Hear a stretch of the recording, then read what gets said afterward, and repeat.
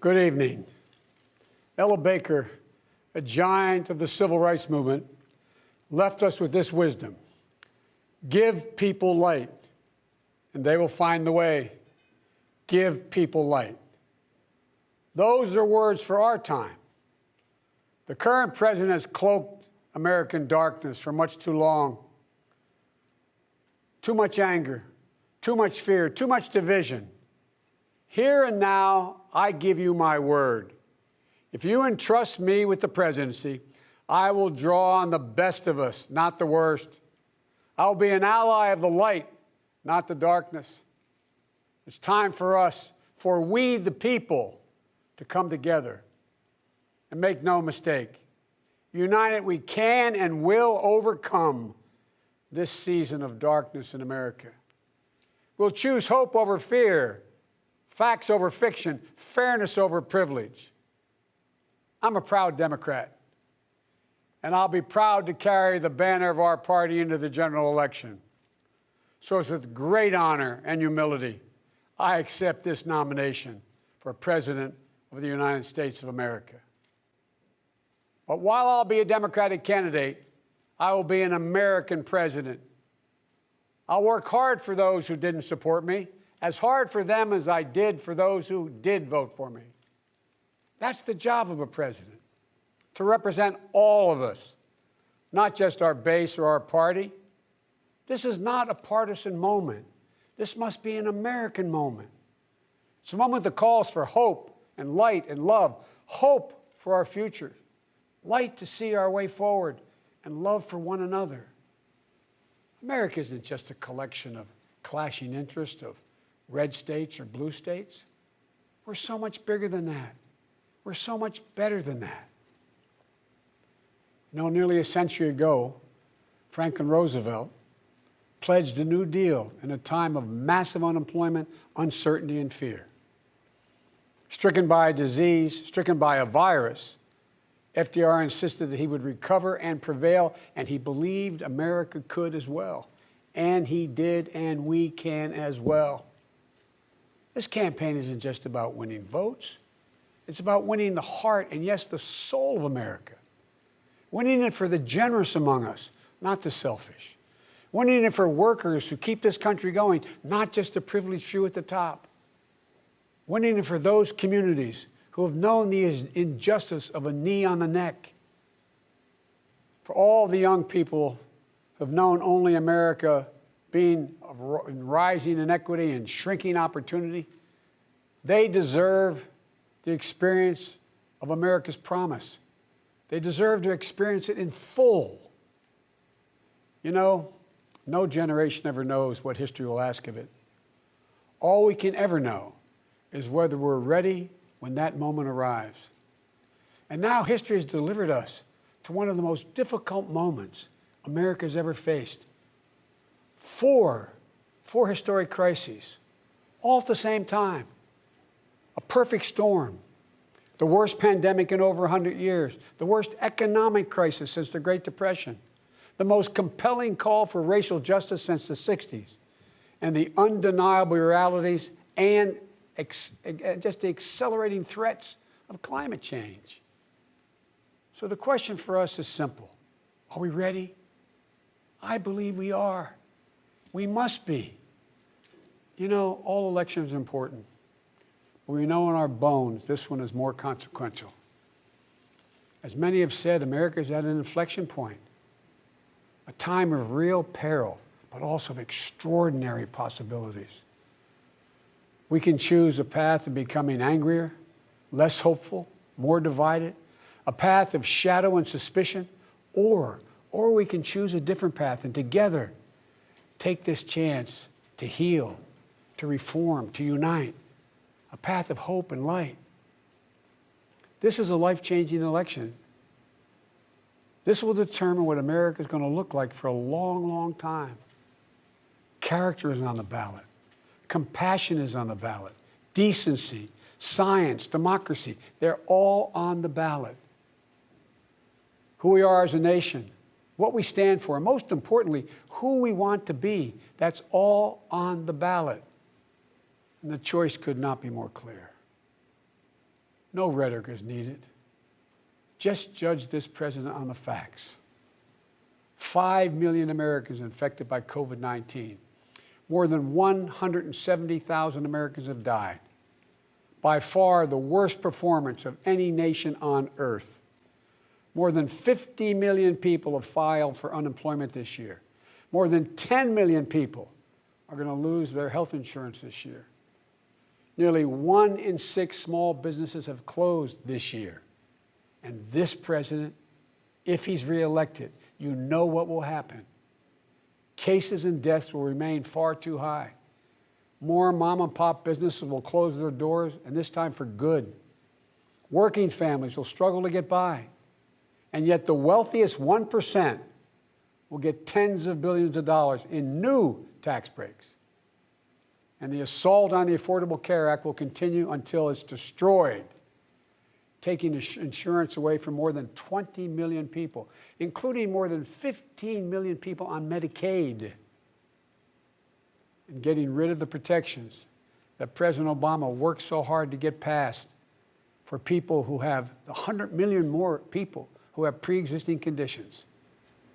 And speaking of President Obama, a man I was honored to serve alongside for 8 years as vice president, let me take this moment to say something we don't say nearly enough.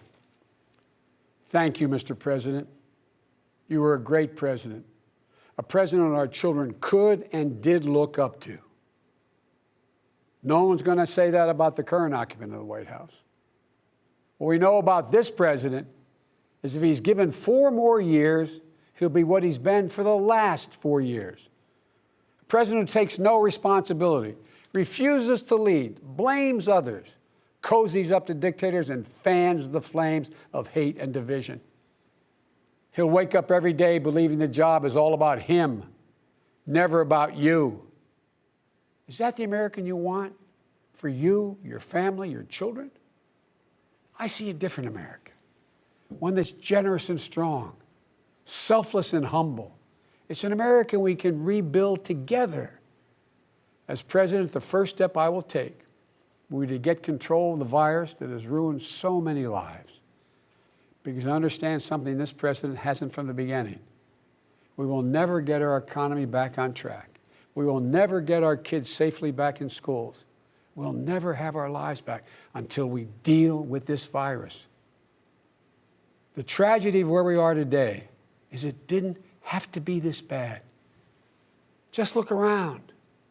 It's not this bad in Canada or Europe or Japan or almost anywhere else in the world. And the president keeps telling us the virus is going to disappear. He keeps waiting for a miracle. Well, I have news for him. No miracle is coming.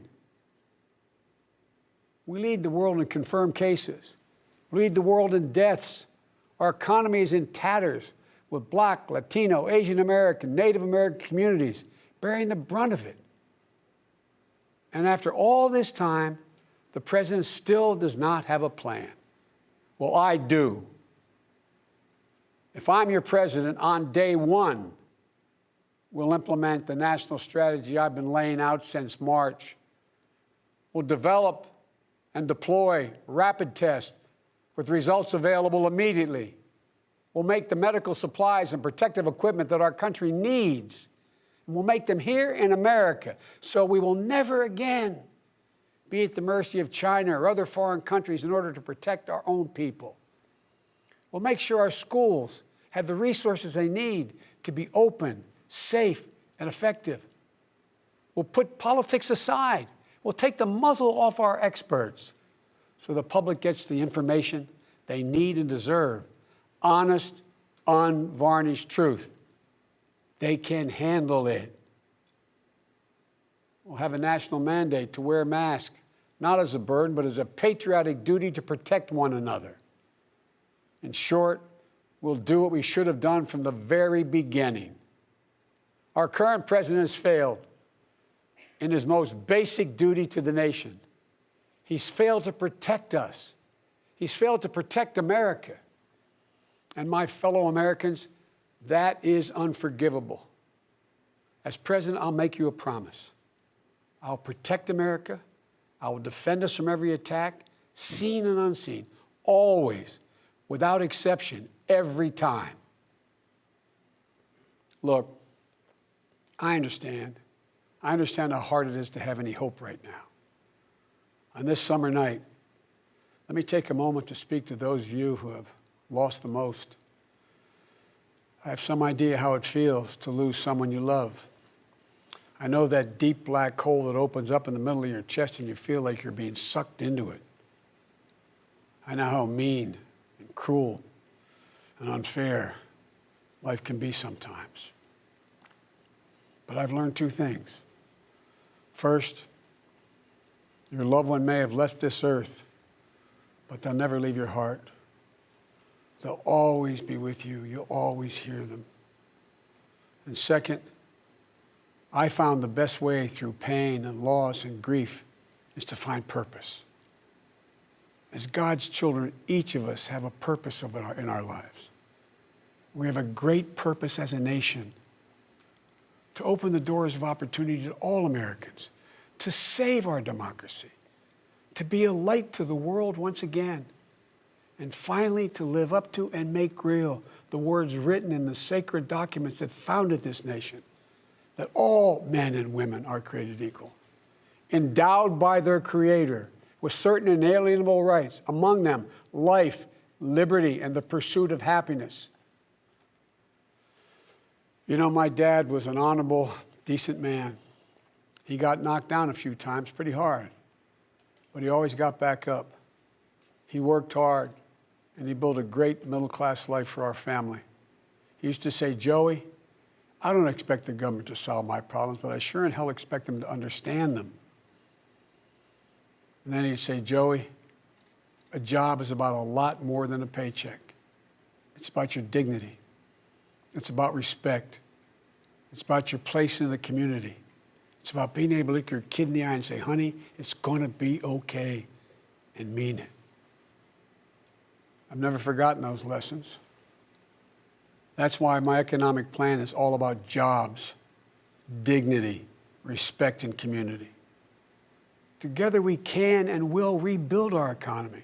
And when we do, we'll not only build back, we'll build back better.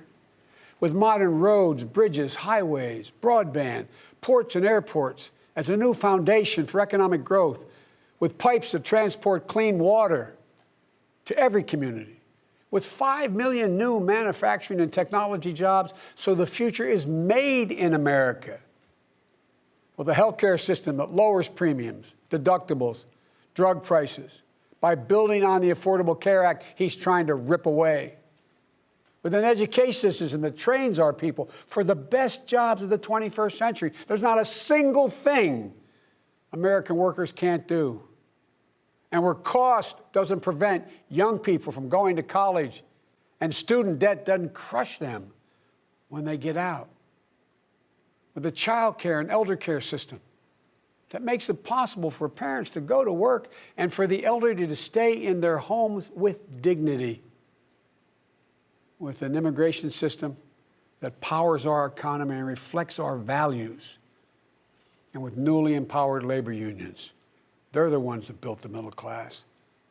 With equal pay for women, with rising wages you can raise a child on, a family on.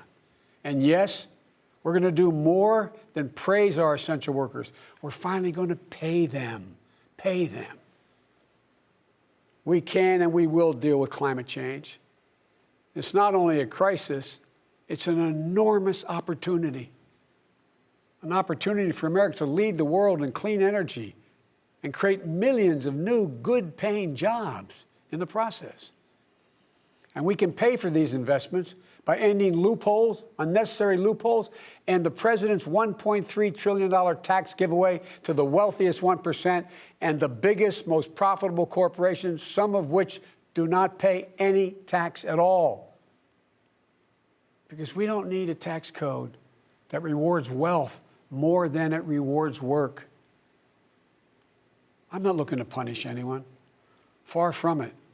But it's long past time the wealthiest people and the biggest corporations in this country paid their fair share. And for our seniors, Social Security is a sacred obligation, a sacred promise made. They paid for. The current president is threatening to break that promise. He's proposing to eliminate a tax that pays for almost half the Social Security without any way of making up for that lost revenue, resulting in cuts. I will not let that happen. If I'm your president, we're going to protect Social Security and Medicare. You have my word. One of the most powerful voices we hear in the country today is from our young people. They're speaking to the inequity and injustice that has grown up in America. Economic injustice, racial injustice, environmental injustice. I hear their voices. If you listen, you can hear them too.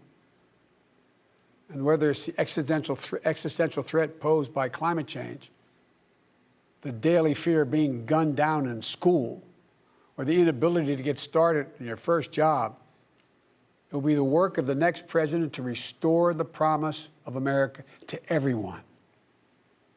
And I'm not going to have to do it alone, because I'll have a great vice president at my side. Senator Kamala Harris. She's a powerful voice for this nation.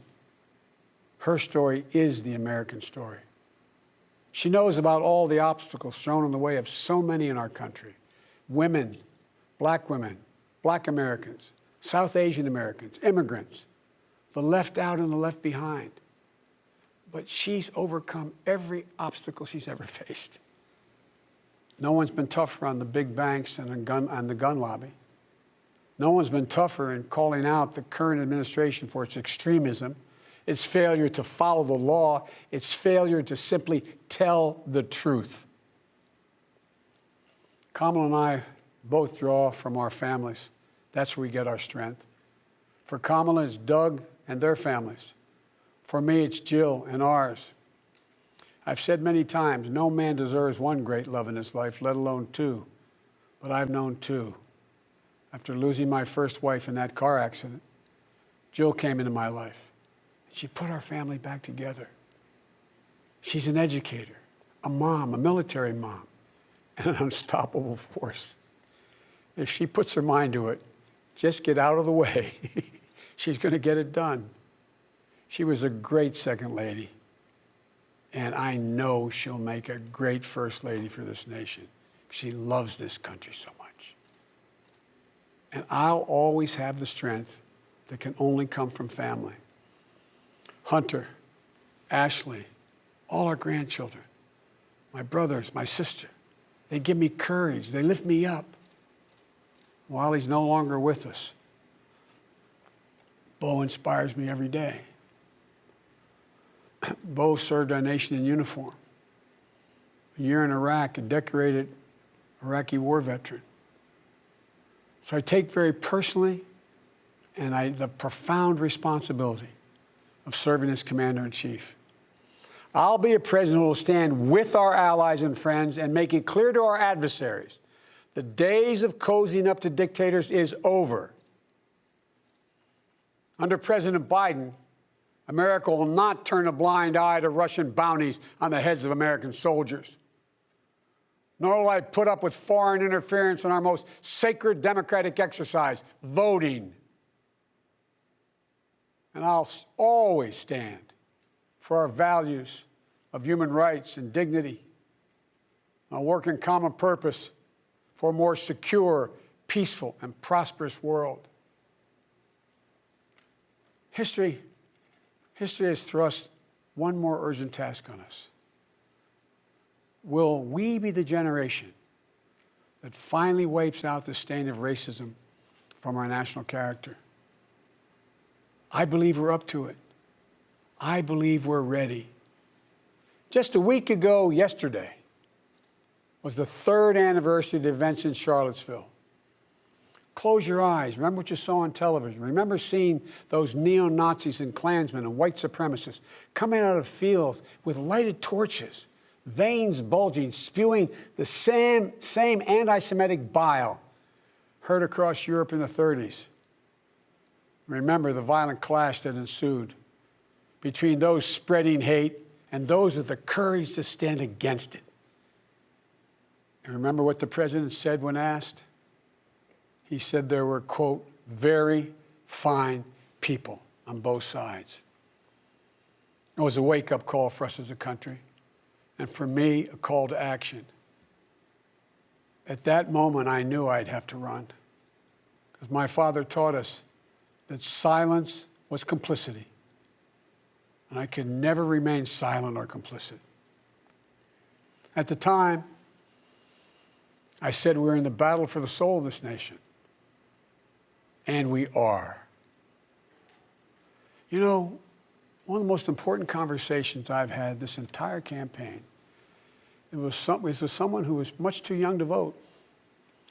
I met with 6-year-old Gianna Floyd the day before her daddy, George Floyd, was laid to rest. She's an incredibly brave little girl. And I'll never forget it. When I leaned down to speak to her, she looked in my eyes and she said, and I quote, "Daddy changed the world. Daddy changed the world." Her words burrowed deep into my heart. Maybe George Floyd's murder was a breaking point. Maybe John Lewis is passing the inspiration. But however it's come to be, however it's happened, America's ready, in John's words, to lay down, quote, the heavy burden of hate at last, and to end the hard work of rooting out our systemic racism. You know, American history tells us that it's been in our darkest moments that we've made our greatest progress, that we found the light. In this dark moment, I believe we're poised to make great progress again, that we can find the light once more. You know, many people have heard me say this, but I've always believed you can define America in one word: possibilities. The defining feature of America, everything is possible. That in America, everyone, and I mean everyone, should be given an opportunity to go as far as their dreams and God-given ability will take them. We can never lose that. In times as challenging as these, I believe there's only one way forward. As a united America, united in our pursuit of a more perfect union, united in our dreams of a better future for us and for our children, united in our determination to make the coming years bright. Are you ready? I believe we are. This is a great nation. We're a good and decent people. For Lord's sake, this is the United States of America. And there's never been anything we've been able to accomplish when we've done it together. The Irish poet Seamus Heaney once wrote, "History says, don't hope on this side of the grave, but then, once in a lifetime, the longed-for tidal wave of justice can rise up and hope and history rhyme. This is our moment to make hope and history rhyme.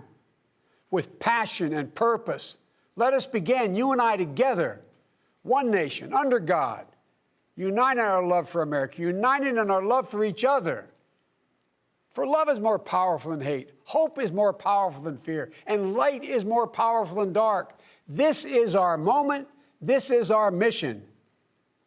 May history be able to say that the end of this chapter of American darkness began here, tonight, as love and hope and light join in the battle for the soul of the nation.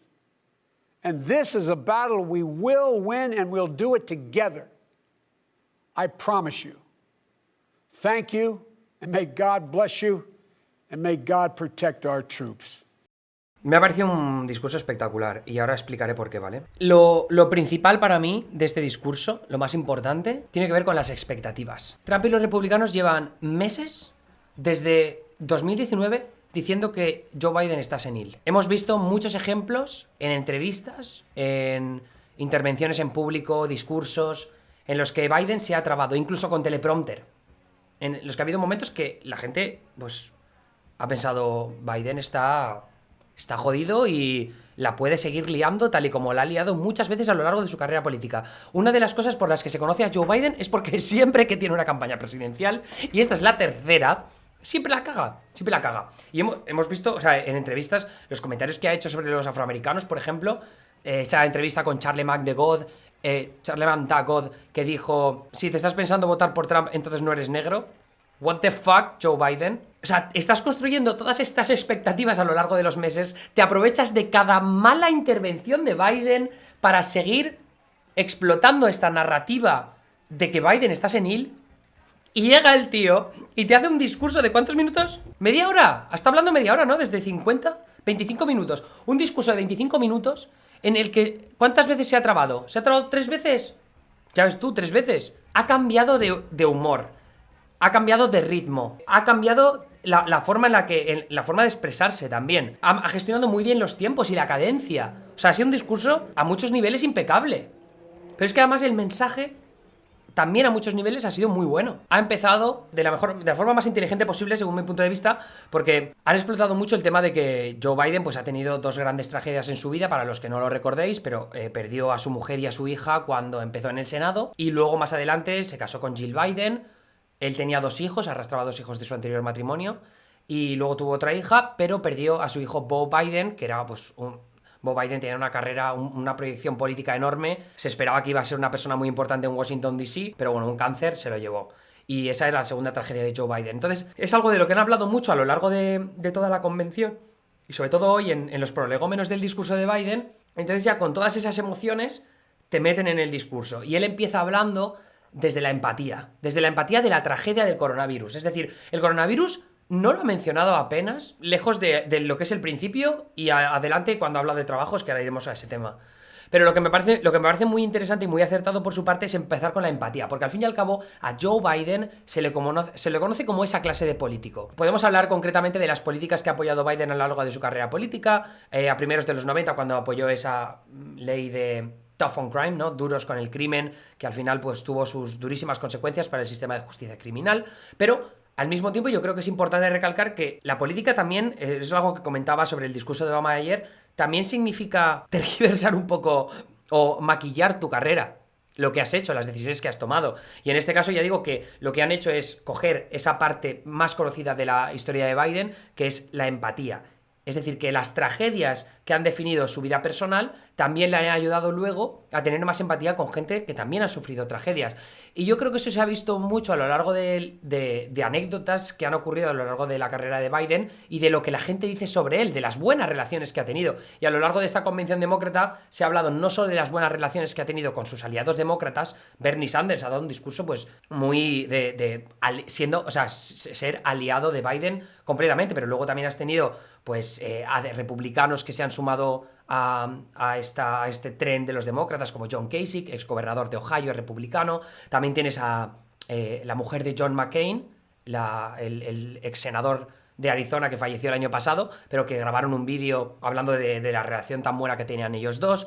Luego salió aquella mujer guarda de seguridad de New York Times, del edificio del New York Times aquí en Nueva York, que cuando Joe Biden se fue a reunir con la junta editorial del New York Times para ver si decidían a quién apoyaban de cara a la carrera presidencial, en un ascensor pues tuvo ese encuentro tan emotivo con esta mujer que decía, oh Joe, te quiero, me encantas, no sé qué, y Joe Biden se esperó, habló con ella, se hizo una foto.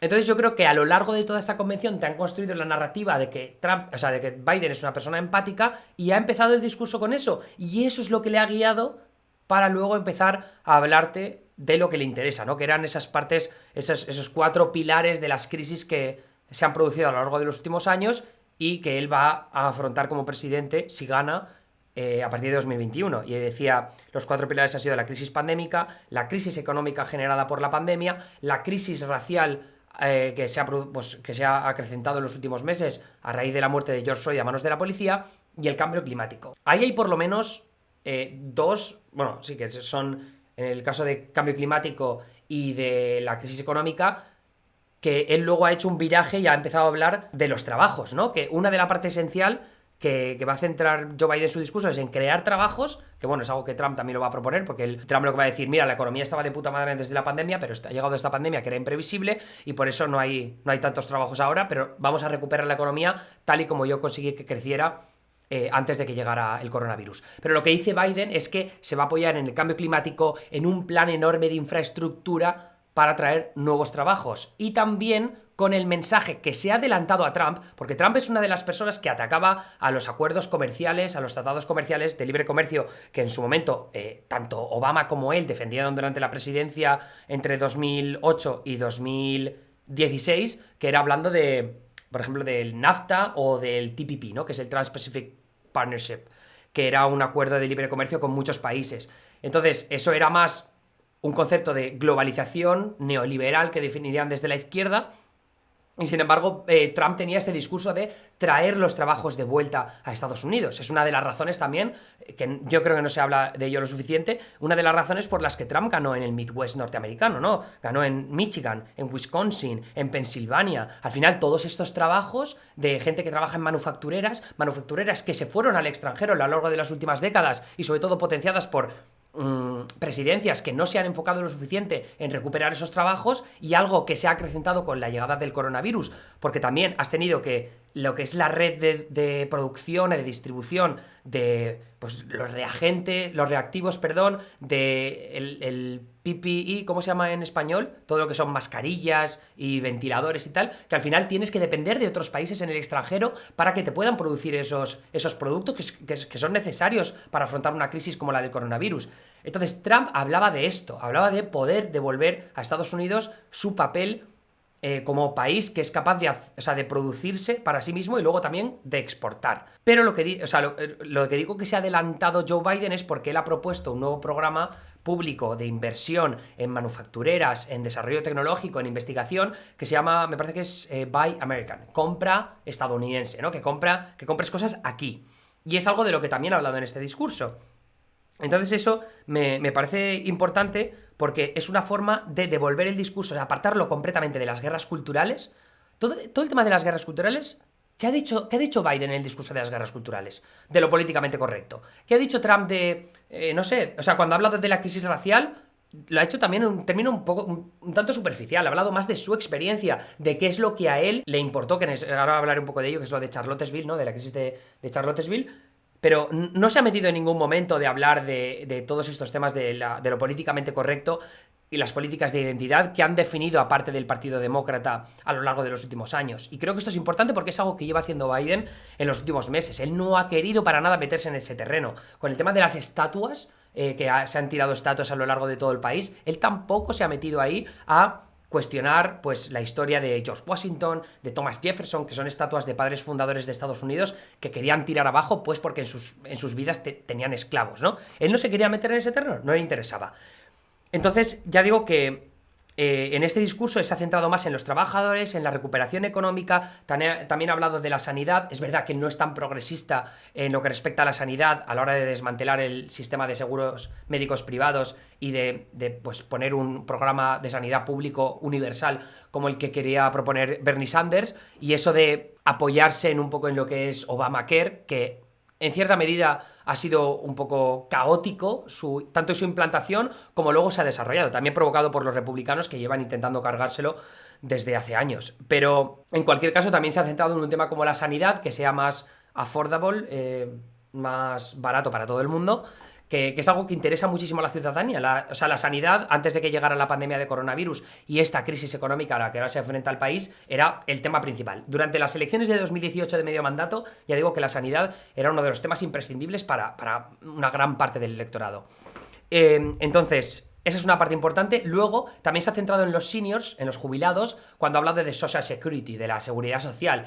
Este es un tema importante porque lo que se ha visto a lo largo de las últimas encuestas es que conforme la pandemia de coronavirus ha tenido un papel más esencial en la política estadounidense, en el día a día, conforme pues, el liderazgo de Trump ha dejado bastante que desear, lo que se ha visto en las encuestas es que se veía cómo ese votante jubilado mayor de 65 años viraba desde los republicanos hacia los demócratas. Y esto no se vio en 2016. Y sin embargo ahora estamos viendo ese vuelco que la verdad es que estaba virando bastante en las últimas encuestas, según me llevo fijando yo, pero digo que Biden se ha centrado bastante en ese mensaje al hablar de la seguridad social, porque una de las cosas que quiere poner Trump, que lo puso hace relativamente poco, cuando no se llegó a un acuerdo dentro del Capitolio para ese cuarto paquete de estímulo del coronavirus, porque quieren poner pues, nuevas medidas económicas para ayudar a la ciudadanía a remontar un poco ahora que la crisis económica pues está siendo tan dura por el confinamiento y por las consecuencias de la crisis. Lo que quería poner Trump, bueno, lo que ha puesto, no sé si al final está ya efectivo, pero es un tax payroll holiday, que es un... ¿cómo se dice en español? Un impuesto, o sea, quitarse o aplazar el impuesto a la nómina. Que esto al final lo que tiene es consecuencias directas sobre la seguridad social, porque el impuesto sobre la nómina es el que financia la seguridad social. Joe Biden no se ha centrado demasiado en explicar todo eso, pero sí que ha dicho que la seguridad social está siendo atacada. Y lo que dice es, mira, a vosotros, los jubilados, se os hizo una promesa que la seguridad social iba a estar ahí para vosotros cuando os jubilarais, y lo que no puede ser es que ahora está en peligro por culpa de un presidente que está poniendo tiritas económicas a las soluciones que no puede encontrar porque no llega a acuerdos dentro del Capitolio, y sin embargo yo como presidente os puedo prometer que no voy a meterme en ese percal. Bueno, que todo esto entra dentro del discurso, de la retórica. No estoy hablando de que al final luego Biden vaya a cumplir sus promesas, porque en cualquier caso, tanto como Biden como Obama, al fin y al cabo, pues están un poco siendo bastante hipócritas, porque durante sus mandatos tampoco es que hicieran todo maravilloso para el país, y tuvieron 8 años para hacerlo. Es verdad que a partir de 2010 perdieron su mayoría en la Cámara de Representantes, los demócratas, pero bueno, en cualquier caso. Y luego, lo otro que me ha parecido muy interesante, en línea con esto de que ha sabido cambiar de tono, de cadencia, también de humor, ha habido un breve inciso en el discurso en el que se ha puesto a hablar de Kamala Harris, y ahí le ha cambiado completamente el gesto, porque ahí es cuando le ha salido la primera sonrisa, yo creo que de todo el discurso, ¿no? Por darle un poco de positividad al hecho de que Kamala Harris es una figura, pues, positiva, que el hecho de que la haya elegido, pues es algo muy de puta madre, ¿no? Además, como es relativamente nuevo, que no se supo hasta hace una semana, pues yo creo que se ha centrado un poco en ese dato para sacar la primera sonrisa de la noche y que la gente un poco conecte las dos cosas. Entonces eso me ha parecido muy inteligente también. Y luego lo último, lo que decía del racismo, de lo de justicia racial, me ha parecido muy bueno cómo ha retrotraído a los espectadores a la escena de Charlottesville sin necesidad de enseñar ninguna imagen al respecto. Toda esa imagen yo creo que la conoceréis todos los que estáis viendo este stream, pero es esa imagen de los supremacistas blancos con antorchas en Charlottesville, Virginia, durante las protestas que hubo en 2017, que luego más adelante hubo una embestida por parte de un supremacista blanco con su coche que atropelló a unos manifestantes de izquierdas que estaban allí antifascistas y se cargó a una de ellas, ¿no? Entonces, aquello fue muy polémico en aquel momento, y lo que hizo Trump en una rueda de prensa es decir que había... ¿cómo era? En both sides... Nice people, dijo nice people. Bueno, no recuerdo. Very nice people, creo que dijo on both sides. O sea, muy buena gente en ambos lados. Un poco para hacer equidistancia, cuando en realidad no hacía falta hacer equidistancia en ese momento, que, o sea, puedes llegar a entender que quiera decir, bueno, había algunos que se estaban manifestando para defender la estatua, me parece que era una estatua de este líder confederado, que ahora no me acuerdo cómo se llama. No me acuerdo del nombre del general ahora, ¿vale? No me sale. Pero bueno, que puedo llegar a entender que digas que había gente que estaba manifestándose a favor de que se mantuviera aquella estatua del general confederado, pero no puedes permitirte, después de que pase lo que pasa, de que se vean banderas nazis, de que se vean gente del Ku Klux Klan, no puedes decir que había muy buena gente en ambos lados. Entonces yo creo que es algo que se quedó muy en la mente de muchísimos votantes, y una de las razones también por las que luego Trump, bueno, republicanos perdieron tanto terreno en las elecciones de medio mandato de 2018. Pero lo que más interesante me ha parecido de esa parte del discurso es que él ha dicho que esa fue la razón, ese fue el momento en el que él sabía que tenía que actuar, que ese fue el momento en el que él sabía que tenía que presentarse a la presidencia. Entonces es como que está poniendo por encima a la justicia racial, que eso le parece como el momento en el que sabía que Trump ya no podía estar más como presidente de Estados Unidos. Yo creo que en este caso es una forma de decirle a los afroamericanos, que al fin y al cabo son los que más sufren el racismo en Estados Unidos, los hispanos, ojo, también, pero los afroamericanos, en este caso, pues también porque arrastran un poco la historia de lo que es Estados Unidos, ¿no? Que está muy metido en la sociedad. Pero me parece interesante que haya hecho eso, porque es una forma de decir, mira, yo aquí estoy para darle prioridad a este tema, que o sea, le interesa también a nivel electoral, ¿no? Porque una participación alta entre las minorías al final es algo que va a beneficiar a Biden.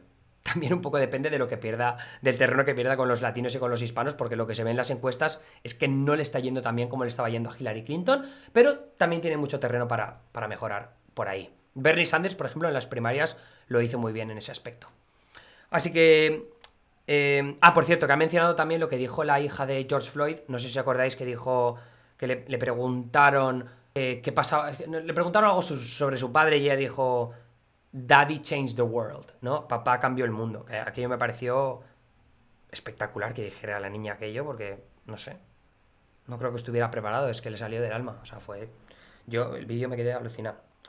Así que, en general, por lo que os estoy comentando, a mí me ha parecido un discurso cojonudo, pero sobre todo por esa base sentada de la empatía de Biden, y que al final pues ha hecho un discurso muy por encima de las expectativas, de lo que se esperaba de él, que las expectativas estaban tan bajas, y me parece que es algo que también va a pasar más adelante con los debates. Así que la han cagado los republicanos, y estaba clarísimo, o sea, es que estaba clarísimo que iban camino de cagarla, y ahora pues una actuación muy buena. Yo, el mejor discurso que le he visto a Biden. No sé si ha tenido una actuación de estas características en su carrera política, pero vamos, que yo haya visto, no. Así que lo ha hecho muy bien, lo ha hecho muy bien. Así que ahora a ver los republicanos que hacen la semana que viene con la convención republicana en Charlotte, en Carolina del Norte. Pero vamos, que lo seguiré por aquí también. Os veo, si no es viernes o sábado, el domingo espero que sí, ¿vale? Así que nada, os quiero. Un abrazo muy fuerte. Hasta luego.